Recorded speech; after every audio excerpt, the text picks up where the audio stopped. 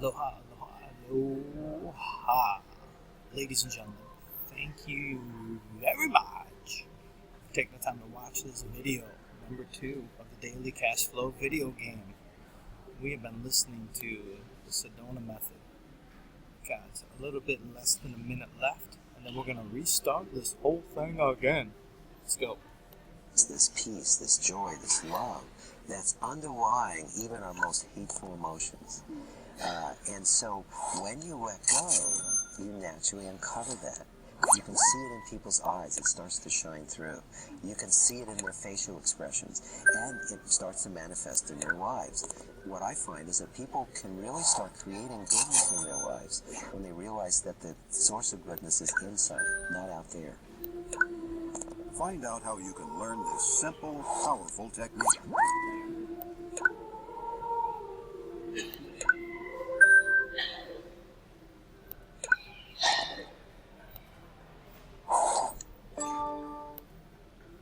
Hundreds of thousands of people use a simple, powerful technique called the Sedona method. The Sedona method itself is one of the easiest, simplest, quickest ways to bring about very deep, powerful transformation. Really, the Sedona method is really nothing short of the essential secret of the universe. It is a very, very powerful way to get yourself in the place where all of these things you've been carrying around for years and years really dissolve and don't live.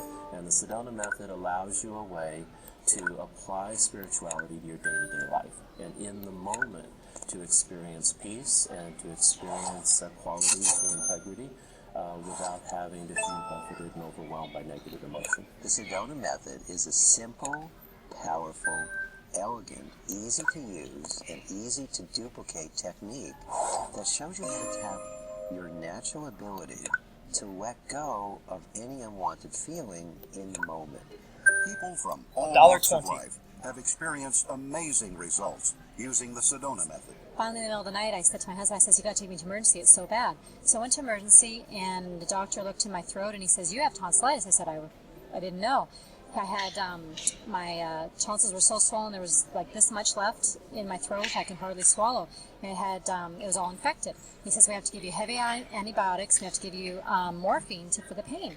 I said, okay, thank you very much. Give me some Tylenol 3s, I'm going to go home. I didn't realize how much anger I had around it. I was so mad that I was sick for 3 weeks, and I was also really scared that I was never going to get rid of it. So I released the anger and I released the fear, and I swear by the next day, my throat unswelled and cleared up, and I could swallow again. And by the very next day, I didn't even feel like I had tonsillitis anymore. I had the pain for 3 weeks and totally got rid of it. Well, I've experienced a lot more peace, a lot more being at ease. Even my business life has gotten to be a lot more successful since I've taken the course. And I really, really enjoy it. I can't imagine going through life anymore without it. A job that paid me the kind of income that I never thought was possible without really having to go out and look for it. It's more as if the job came to me rather than I had to go find the job. And that to me is a real miracle just by using the simple techniques and tools taught by the Sedona method. It's just such a ready tool. It's beautifully subtle and very powerful. I could feel energy and things moving. That I feel much more free inside. Jack Canfield, co-author of Chicken Soup for the Soul, and his family use the Sedona method. And Hale and I met at a friend of ours' house, Gay and Kathleen Hendricks. Some of you may know their work in couples work in breathing and centering and so forth. And he was there to do a little preview of this program he does called the Sedona Method. And I was just blown away is probably the wrong word, because it's like blown away is like explosive. And it's just and so I ended up taking a seminar with my wife and my 13-year-old son. Deepak Chopra had, was it his 50th birthday or 60th? 60th birthday. Anyway, Hale was invited, and I was invited, Mark Victor Hansen was invited, and Susan and Ariel Ford, and Brian Tracy, pretty much anybody who was anybody in the human potential movement on the West Coast. We're all looking forward to it, because we get to see each other, which we don't always get to do. And then all of a sudden, I came down that previous night with the worst flu I think I've ever had And I was just like, that, the runny nose thing, nothing you could do would stop it. And so my wife went off with some other people to go to this thing, and I'm sitting at home in my office, feeling sorry for myself, but working because I was bored. And I get this phone call on a cell phone with a rock band in the background, and it's Hale. And he says, "So you got a cold or flu?" I said, "Yeah." He said, "You want to release it?"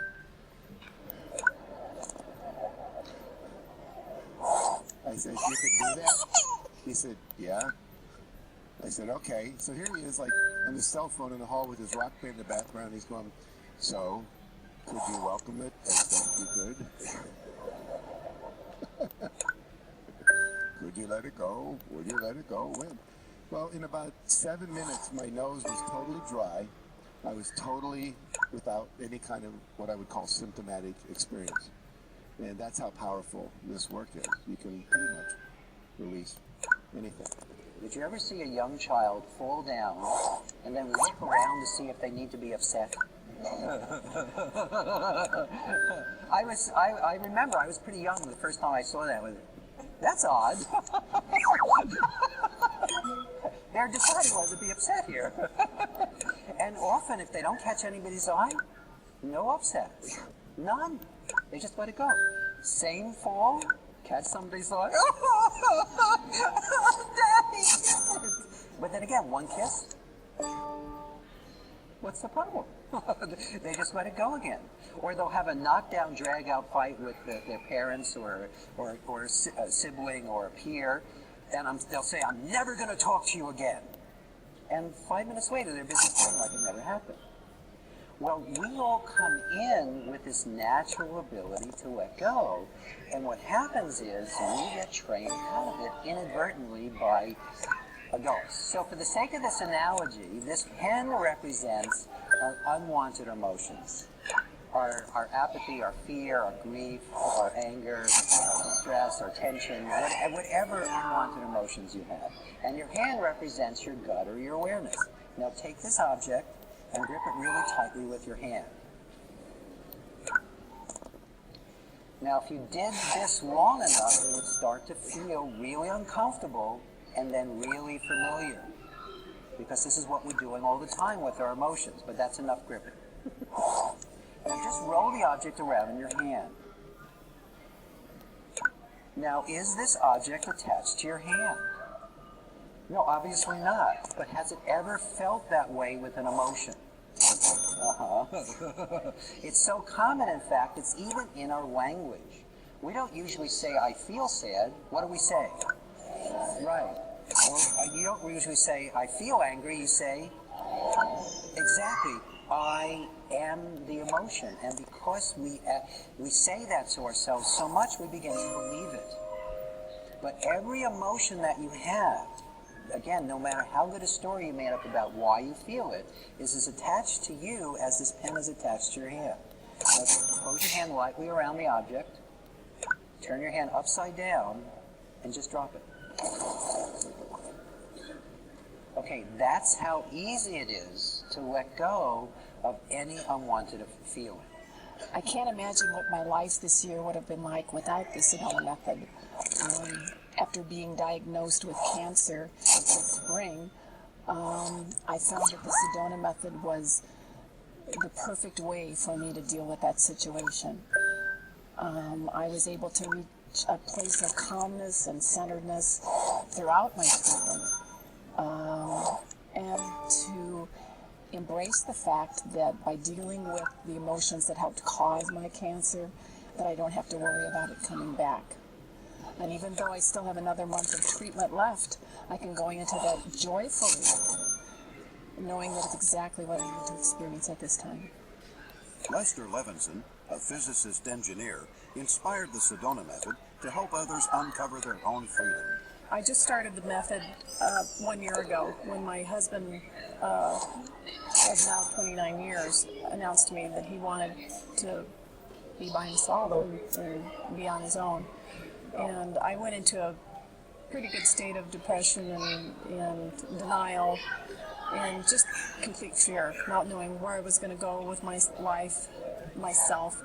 And even though I'm a professional and I have a job, I was in a complete state of fear. And one of the things that Lester talked about earlier on in his path to freedom was that he could see that real love would come from being able to envision the woman that he loved in the arms of another man. And my initial response to this was, yeah, right, okay, this seems totally unrealistic to me. And so I pictured my ex-husband in this situation where I envisioned him in the arms of a much younger woman, which is, of course, a very big thing for a lot of middle-aged women to be having charge on. And I brought this picture into my mind, and I saw him with this woman and loving her and being in love with her, and I was very happy to see him be in this position in his life, to be very happy and in love. And I thought, wow, this is really cool. And so now all of the emails that I share with my ex carry very, very little charge, and there's a lot more love. And I'm still loving myself and taking care of myself, most definitely, but it's coming from a very different position now. We have all these coping strategies with our emotions. Rather than just let them go, one of the things we'll do is we'll pretend they're not there. We'll just go completely into denial, or we'll take our attention off it long enough so we can push it back down. And one of the ways we'll do that through drugs, through alcohol, through uncontrolled sex, even through exercise sometimes. Because all these things temporarily make us feel better or take our attention, or movies and television too big. In fact, a lot of our country is based around escaping our emotions. There's whole industries based around it. And then on the other end of the spectrum, if we're angry, we'll yell. If we're sad, we'll cry. Now that feels better, and a lot of people think that's a release, but it's not. It's healthy, it's useful, it's part of good therapy, and it feels often better, but it's not always appropriate. You're not going to yell and scream and cry and carry on at work, for instance, but you may feel like you want to. And also, if you're not communicating in relationship, you have a healthy relationship. But the balancing point, as I said earlier, between these two is letting go. And so that's something you can do at work when your boss is saying something that's making your skin crawl. Or you can do it in the car when you've been cut off by traffic. You can do it in the middle of any kind of a business negotiation where it's not going your way, or it is, and you know you might open your mouth and insert foot. So then it becomes something you can use in any situation to calm yourself, to let go of the apathy, the fear, the grief, the anger, and the pride, all the feelings that are gumming you up inside and preventing you from just feeling the way you want to feel and performing at your best. Releasing emotions can have major benefits in life. I had a family member who had promised me some money about 25, 30 years ago. And they never paid me. And I had long since thought that, I didn't even care if I received the money anymore because I just knew it wasn't going to happen. That was my feeling. So I really felt the shift when I let go of this, probably anger, betrayal, someone promised me something, it wasn't fair, they didn't do it. And I really felt a shift that, so what, it's okay. And within a week, I received a check. And it was for that amount from this person. And it was a lot of money, at least to me. And I looked at the check, and it had been written a day after I had done that release.